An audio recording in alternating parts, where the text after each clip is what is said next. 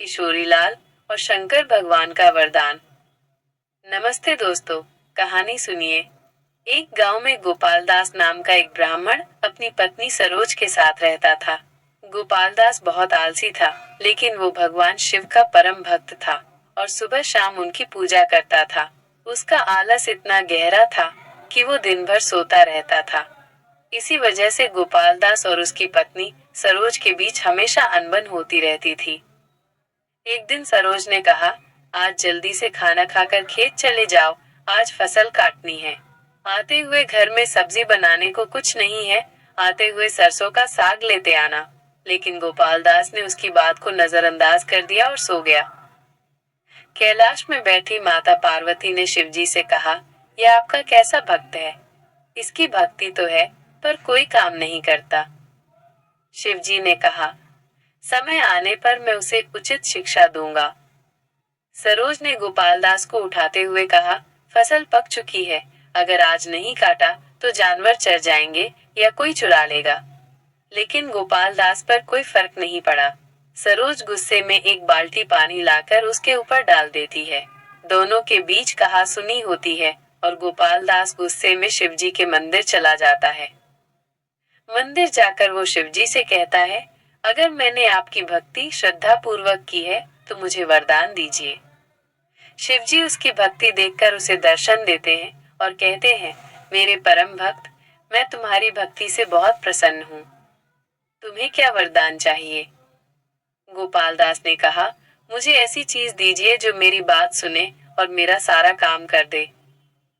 शिवजी ने उसे एक छोटा सा त्रिशूल दिया और कहा, तुम इस त्रिशूल को जिस चीज पर भी रखोगे वो अपना काम खुद ही करने लगेगा। लेकिन अगर तुमने काम करते हुए किसी को ना कहा तो ये त्रिशूल हमेशा के लिए मेरे पास लौट आएगा।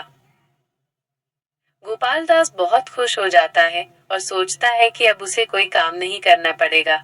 वह त्रिशूल लेकर घर जाता है और अपनी पत्नी को वरदान के बारे में बताता है।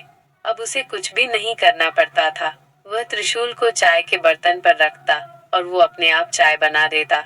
वह त्रिशूल से घास में पानी डलवाता और वो अपने आप पानी देने लगता। एक दिन गोपाल दास को बहुत भूख लगी और उसने अच्छे पकवान खाने का मन बनाया। जैसे ही वो खाना खाने बैठा, त्रिशूल से तरह तरह के पकवान निकलकर उसके मुंह में जाने लगे। वो बड़े मजे से खा रहा था, पर कुछ देर में उसका पेट भर गया। अब वो खाना नहीं खाना चाहता था। वो त्रिशूल को रोकने के लिए ना बोलना चाहता था, पर उसे शिवजी की बात याद आई कि अगर वो काम करते हुए ना कहेगा तो त्रिशूल हमेशा के लिए चला जाएगा। वो परेशान होकर चिल्लाने लगा। उसकी आवाज सुनकर सरोज रसोई घर से बाहर आती है। गोपाल दास खाने को रोकने के लिए कहता है, लेकिन वो वरदान को खोना नहीं चाहता था। इसी सोच में त्रिशूल गायब हो गया। गोपाल दास त्रिशूल को अपने पास न देखकर बहुत दुखी हुआ। उसने महसूस किया कि वो कितना बेवकूफ था। शिवजी ने उसे ये वरदान आलस छोड़ने और खुद पर निर्भर रहना सिखाने के लिए दिया था। अब वो समझ गया था कि किसी दूसरे पर निर्भर रहने से कितनी बड़ी मुसीबत आ सकती है। इसके बाद उसने अपनी जिम्मेदारी खुद उठाना शुरू कर दिया और अपना काम खुद करने लगा। इस तरह उसका जीवन खुशहाल हो गया, क्योंकि उसने पाया कि आत्मनिर्भरता ही जीवन का सच्चा सुख है। अगर ये कहानी आपको पसंद आई तो कथा सागर से जुड़कर इस सफर का हिस्सा बने।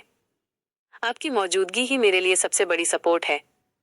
इस चैनल को एक परिवार बनाने के लिए सब्सक्राइब करें, लाइक करें और अपनी कहानियों को हम तक पहुंचाएं।